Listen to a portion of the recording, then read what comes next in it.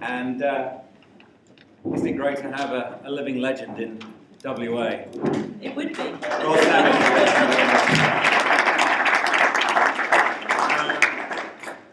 I did an interview with Roz on the radio, on my radio show about 5 weeks ago. And Roz was one of those guests that we did a pre-record with, although that's a secret that only you know about, okay? We did a pre-record because I had a feeling that it was probably going to go on a little bit longer than normal. You just wanted to be able to edit out the boring bits of me, didn't you? I normally do around about sort of 12 minutes interview. With Roz, we got to about 18 and I'm suddenly thinking, crikey, we haven't even got to this bit yet. So we had to cut it and stop right there. So we've done 18 minutes already, so if it's all right with you, we'll just pick up there. You didn't hear it? Okay, we'll go back to the beginning. Roz, I know, because I've done a lot of reading and a lot of watching of the YouTube videos that you have, the first question, the most common question is, why do you do it? So I'm not going to ask you that, but we will come to that later. We're just going to talk about, first of all, the time frame, because this time next week, theoretically, you will be just trying to work out, hang on, the speed that you wrote, you'll probably just be getting out of Fremantle Harbour, having set off on Wednesday. Will that be right? More or less. Where if the will wind's you be behind me. This time next week, where will you be? Hopefully heading up towards Geraldton. I think it's going to take me about a week to get to Geraldton, so divide the distance from here to Geraldton. Okay. So you will have set off on what is an amazing journey of how many kilometres? Oh, now you're asking me. It's about 4,000 miles, so that's about 6,000 kilometres, isn't it? 4,000 miles. Has anybody seen the rowing boat that Roz goes in? I think, has anyone seen it? Yeah, okay, real. There's a... Is that the same one? It is the same one, although she is now a beautiful shade of purple. Ah, okay. So, who's seen the purple one? Where's Clem? A few people have seen the purple peril. And that will be home for how many months? 4 months, yeah. 4 whole months. Well, ish. Who knows? Nobody's ever rode the route that I'm aiming to do, so it's really impossible to know exactly how long. And why has nobody rode that route before? That's a really good question. Maybe more people want to go to Mauritius than India. Oh no, I wasn't supposed to say where I'm going to. I'm being quite secretive about my destination for this year because of the pirate issue. So originally I was going to be aiming for Mumbai in northern India, but because of the winds and the currents, that would have required me to go really quite close to Somalia, which obviously right now is not the best idea in the world. So I have changed my destination. But you're not going to tell us where? Well, I think I just let the cat out of the bag that it is still going to be somewhere in India. Right. Does that mean you won't have to go through quite such dangerous waters? That's right. It means I will sort of be dipping my toe into the outskirts of pirate territory, but not as close to the Somalian coast as I would have been otherwise. Does that scare you? When I wake up at about 3 AM thinking about the upcoming trip, yeah. I mean, like the ocean itself isn't enough to contend with, like rowing 4,000 miles isn't enough to contend with, like trying to save the planet isn't enough to contend with. Do I really have to deal with pirates too? Yeah. I've done a lot of research into it. I've been consulting with people who really know what they're talking about. And after they initially said, well, don't go, which wasn't the answer I was looking for, so I went back and asked for a second opinion. It seems, I mean, my initial thought was, what would they want with me? I've got no money, I've got not that much special equipment, my mum doesn't have any money, I'm not really that big of a deal, but it seems like, well, I guess your average Somali pirate won't know that. So it's just best to not take the risk, I suppose. So I'm in stealth mode this year. And I guess after you've been rowing for goodness knows how long, you're not going to exactly get away quickly, are you, when they come near you? Well, actually, the advice to shipping does suggest minimum freeboard, the distance between the water and the top of the side of your boat, of 8 metres. Well, I mean, looking at the picture over there, my freeboard is about 8 inches. They also suggest maintaining a minimum speed of 18 knots. Yep, you Well, can do that all right. if only. My average speed is about 2 knots. So, yeah, I'd be a sitting duck as far as pirates are concerned. And I know I've got nothing to give them, but they might not know that. The fear thing is obvious, and I'm not just talking about pirates, I'm talking about the fact that you are alone at sea. And that's enough to scare anybody anyway. Looking around and not seeing a soul. Do you have those fearful moments? I'm used to the solitude now.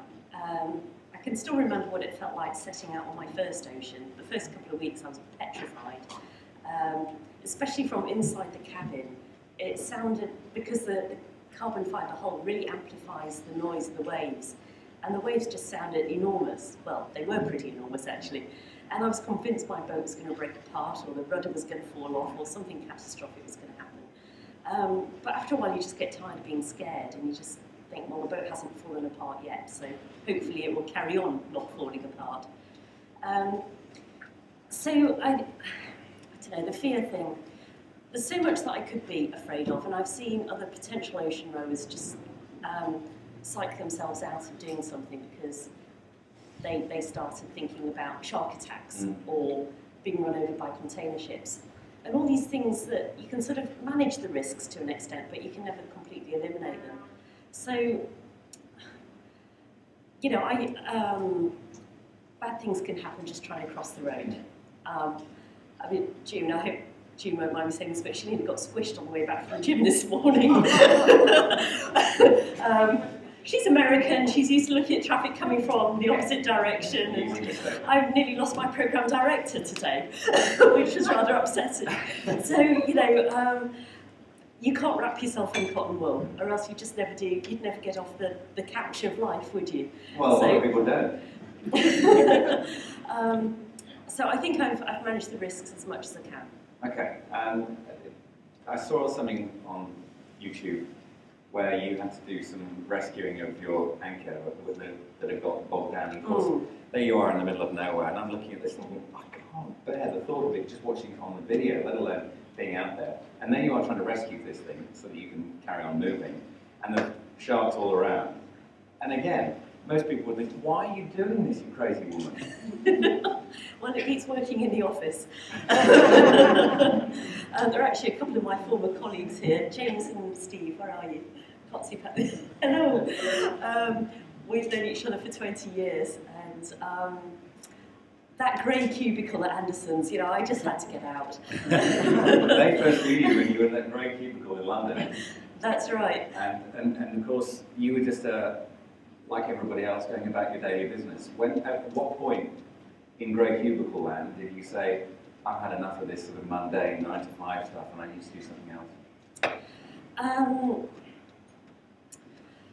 It sort of was a growing feeling that there was this disconnect between my sort of fantasy, my Walter Mitty version of my life and my reality on the commuter train and in the cubicle.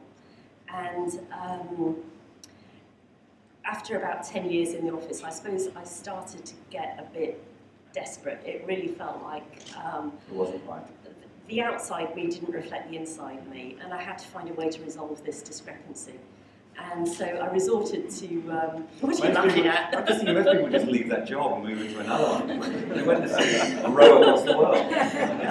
Well, I did do that a couple of times, but they were jobs very similar to the job that I just left, because I just had this mindset that I needed to be earning that much money in order to pay the mortgage on that house in London. And I just somehow got myself onto this treadmill, like a little hamster running in its cage. And I really had to reach a point of crisis, I suppose, to get off that wheel and say there has to be a better way. And so I resorted to reading self-help books. Shows you just how desperate I was. And any in particular that you could recommend? Actually, I tried reading What Colour Is Your Parachute, the career one. It definitely did not suggest ocean rower as a potential career. But I can't remember which book it was that suggested that I should write 2 versions of my own obituary, the one that I wanted and the one that I was heading for. And so I tried this out, And when I looked at those two obituaries, I just realised that I was going 180 degrees away from where I actually wanted to go. Wow. Did you hatch a plan there and then? No, I wish I could say that I went into the office the next day and told my boss to stick it and headed off to row across oceans. But no, it took quite a few years. It was, it was difficult. There was a lot I had to let go of along the way. But where do you go from that sort of decision that you needed to do something into, I've got to then row from here to here, I've got to make it my mission to try and save the world and all that sort of stuff? Because there's quite a lot between it, no? There was a lot, yeah. There was a lot of muddling around and experimenting with various dead ends, and I suppose just trying different lives on for size and going, oh, well, that one was interesting for a while, but it's not really what I want to be doing in the longer term. And I think maybe because I was cursed by being well educated, I was, up until that point, I'd been afraid of making mistakes. I was afraid of looking like a failure. It really mattered to me what other people thought of me.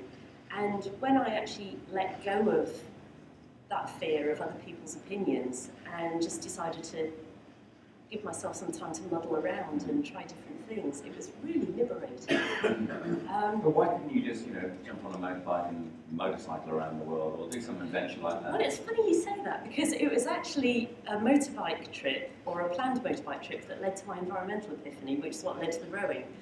I was planning to ride a motorbike around the Four Corners region of the States.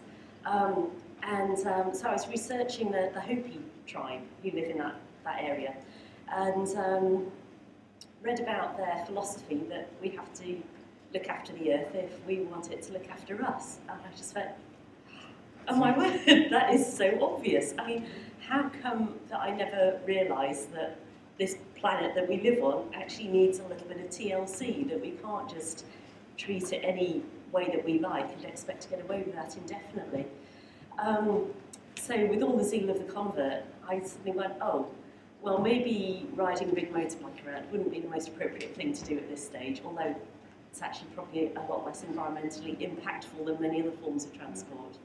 And I started looking around for something a little bit more unusual and a bit more eco-friendly, a bit more human-powered, that would actually give me a platform that would get people's attention so that I could issue this wake-up call that we need to take better care of the planet. Did you know then that your mission was ocean protection, or was it just any sort of protection of the world?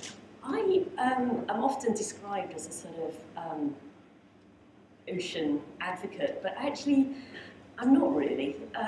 Just because I spend a lot of time on the ocean, people tend to say that, but I've got a very ambivalent relationship with the ocean. I sort of want to love it, but it's been pretty mean to me over the years. It's trashed an awful lot of equipment and given me a pretty rough time in every sense of the word.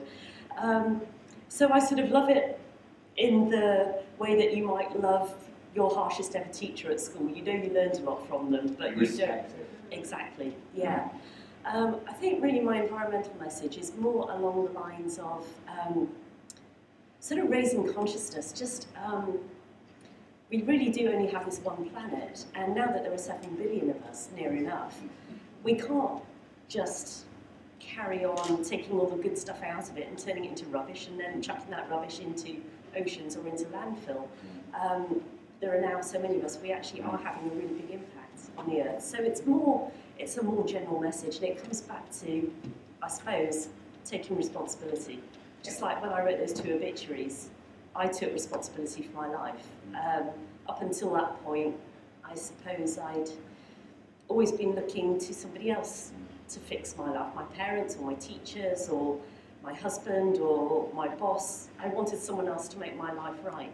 And in that whole learning process,